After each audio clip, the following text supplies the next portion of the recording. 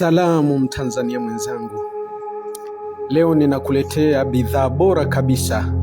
Bidhaa ambayo ni lishe iliyochanganywa kwa kuongezewa madini ya chokaa, yani calcium kwa wingi sana. Ni lishe nzuri kutumiwa na watu wa rika zote.